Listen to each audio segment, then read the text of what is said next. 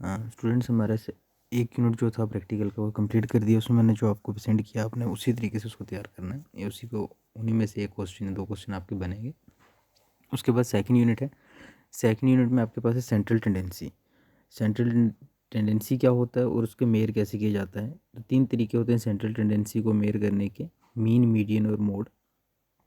अब हमें बहुत सारा डाटा हम देखते हैं अपने पास और उसके रिजल्ट्स फाइंड आउट करने होते हैं। जब हमने कहा कि डाटा जो आपको रॉ फॉर्म में मिला उसको एनालाइज करना पड़ता है, उसको टेबुलाइज कर, पहले टेबुलेशन होती है फिर एनालिसिस होती है डेटा की। तो जब एनालिसिस होती है तो किस तरीके से होती है वही चीज़ हम यहाँ समझेंगे। तो देखो इसके लिए डिफाइन हुआ है सेंट्रल टेंडेंसी। सेंट्रल टेंडेंसी को अगर आप एक्सप्लेन करो तो क्या है, एक ऐसी value, single representative value find out करना, होल डाटा में से एक सिंगल वैल्यू निकालना। फॉर एग्जांपल हम एवरेज निकालते हैं तो एवरेज जो वैल्यू होती है वो एक सेंट्रल टेंडेंसी होती है। अब इसको मेयर करने के लिए 3 हैं। पहले इसके मेरिट्स आएंगे। सेंट्रल टेंडेंसी के मेरिट्स क्या क्या हैं। सेंट्रल टेंडेंसी हमें एक ओवरऑल पिक्चर बताते हैं सीरीज़ का, ठीक है। हमें एक क्लियर पिक्चर बताते हैं सेंट्रल टेंडेंसी, ठीक। उसके बाद एक डिस्क्रिप्शन बताएगी परफॉर्मेंस ऑफ द ग्रुप, ठीक है। अब इसमें 3 तरीके हैं। एक है अरिथमेटिक मीन या एवरेज, इसको कहते हैं median and mode. Arithmetic mean और एवरेज होता है वो क्या है कि अरिथमेटिक मीन और more simply the mean is the sum of the separate scores और measures divided by the number, sum of numbers divided by number, sum of observation divided number of observation भी हम इसको कहते हैं। इसको हम 3 तरीके से, 3 सीरीज़ होती हैं। एक होती है इंडिविजुअल सीरीज़, एक होती है डिस्क्रीट सीरीज़, एक होती है कंटिन्यूस सीरीज़। वो तीनों में अलग अलग मेथड्स का यूज़ करके ये अरिथमेटिक मीन निकाला जाता है। तो इसमें आप जो आपको करना है इसमें आपको वो है फर्स्ट है, ठीक है, क्योंकि बाकी दोनों अभी नहीं हो पाएंगे, उसको काफ़ी ज़्यादा समझने की ज़रूरत है। तो आप इसमें सिर्फ इस पर फर्स्ट ही रखें। जब फिर कभी मौका मिलेगा तो उसमें हम सेकंड और जो डिस्क्रीट और कंटिन्यूस सीरीज़ है उसको भी देखेंगे। मीन देखो इंडिविजुअल सीरीज़ के अंदर पहले डायरेक्ट ऑब्जर्वेशन, डायरेक्ट मेथड और शॉर्टकट मेथड है। डायरेक्ट मेथड क्या है, सम ऑफ नंबर, कितने नंबर हैं टोटल और उनको डिवाइड कर देना है टोटल नंबर से, यानी ये फॉर्मूला रहेगा summation of F upon N. ये देखें आप, एक एग्जांपल, ये वाली एग्जांपल आपको लिखनी है, ठीक है। अपनी प्रैक्टिकल फाइल में ये वाली एग्जांपल आप एक लिख सकते हैं इसके अंदर।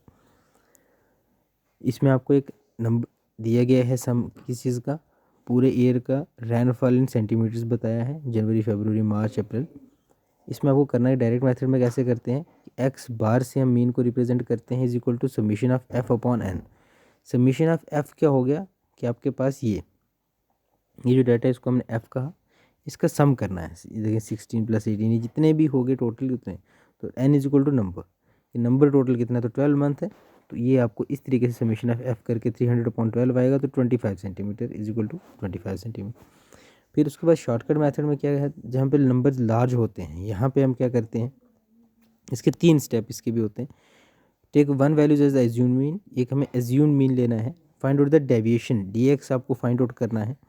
Then for each item by subtracting assume mean from the concern item, एक एज्यूम मीन लेना है कि मान लो इसका हमने कोई भी एक एज्यूम मीन ले लिया, ऐसे ही डाटा आपके पास यहाँ से आप देखो ये डाटा है, आपको दिया गया है जनवरी से डिग्री इतने टेम्परेचर सेल्सियस है, deviation from the assume mean. तो ये अपने एक एज्यूम मीन इसका हमने ले लिया 25 डिग्री सेल्सियस। अब हमें dx फाइंड आउट करना है, तो उसके लिए हम क्या करेंगे कि ये एज्यूम मीन लिया, इससे हमने इसके डाटा को माइनस करना है कि 16 में से 25 माइनस किया, -9, -7, -5 +3, ये आपको ऐसे करके फाइंड आउट करना पड़ेगा। अब आपको करना है समीशन ऑफ dx, यहाँ पे समीशन इसका होगा, ओके। इसका समीशन किया इक्वल टू ये a plus summation of dx upon n, तो आपको 25 डिग्री सेल्सियस यहाँ पर आपका मीन आ गया। ये आपको देखो डिस्क्रीट सीरीज़ में क्या क्या मेथड होते हैं। डिस्क्रीट सीरीज़ में जहाँ पे आपको फ्रीक्वेंसीज दी गई हैं 3 मेथड होते हैं, direct method, shortcut method, step deviation method. Arithmetic continuous series में भी 3 है, डायरेक्ट, शॉर्टकट और step deviation method. Discrete series, continuous series कौन सी होगी, जब आपको पास क्लास इंटरवल्स दिए होंगे जैसे 5 to 10, 10 to 15, इसको हम कहते हैं कंटिन्यूस सीरीज़। अरिथमेटिक मीन क्या है, किसी मेरिट्स क्या हैं कि पहला ये सिंप्लिसिटी, ठीक है, सिंपल होता है काफ़ी, एक रिप्रेजेंटेटिव वैल्यू देती है, सर्टेनिटी देता है, सर्टेन वैल्यू है जिसे अरेंजिंग डाटा को अरेंज करने की ज़रूरत नहीं है, स्टेबिलिटी है, कंपैरिजन कर सकते हैं।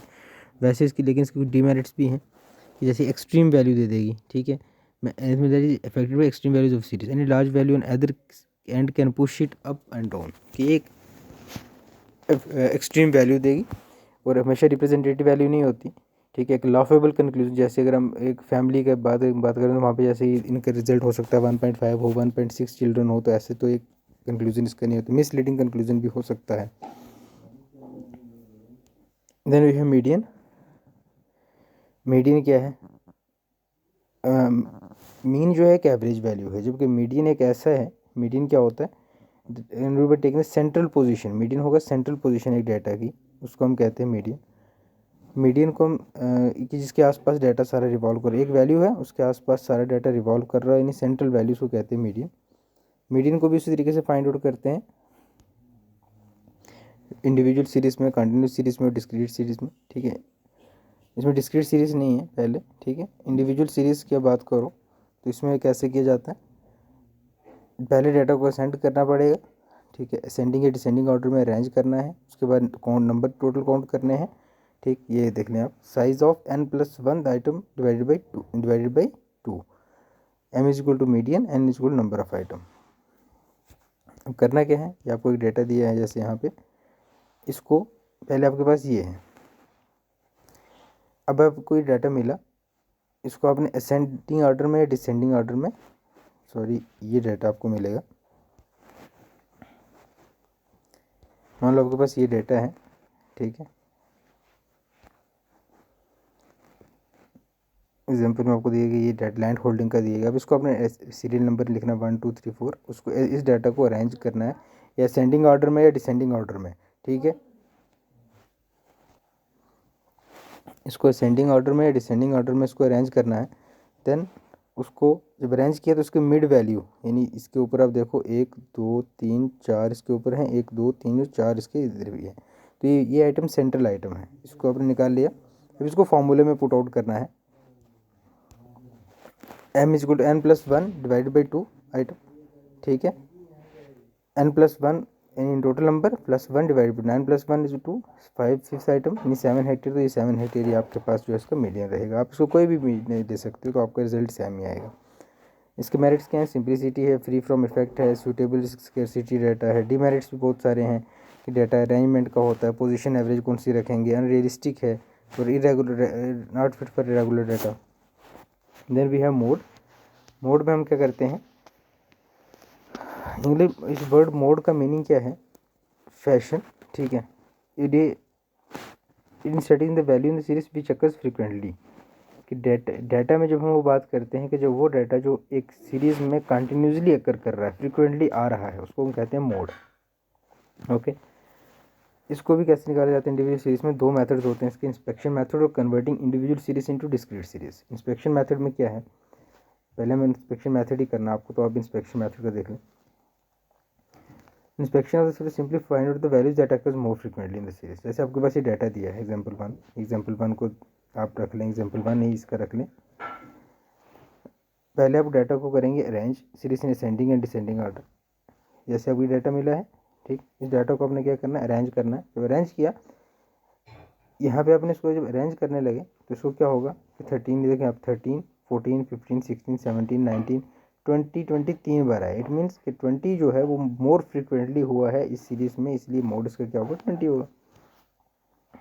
डिस्क्रीट सीरीज में भी इसी तरीके से होता है कि आपको एक साइड दो चीज़ें दी हैं, एक एक्सपेंसेस दिया है, एक फ्रीक्वेंसी दिया है, ठीक। ये दो चीज़ें दी हैं, तो pocket expense number of student given below, आपको करना क्या है कि इसको अरेंज करना है 1 2 3, ठीक। एक्सपेंसेस इतना हो गया, डी हो गया, ये देखें आप कि 1 कितनी बार आया है, 2 कितनी बार आया है इसमें पूरा, 3 कितनी बार आया है, ठीक। जब इसको आपने अरेंज किया तो सबसे पहले आपको पता लगे सबसे ज़्यादा बार कौन सा आया, यहाँ पे आप देख लो 6 ज़्यादा बार रिपीट हुआ है, तो इट मीन्स क्या है, मोड वैल्यू 6 है। इसके मेरिट्स और डिमेरिट्स भी हैं तो ये भी कर लेंगे। सो ये एक मीडियन रहा। अब इसके बाद एक और जो बचेगा वो मैं कल के लेक्चर में करवा के इसको कंप्लीट कर दूँ।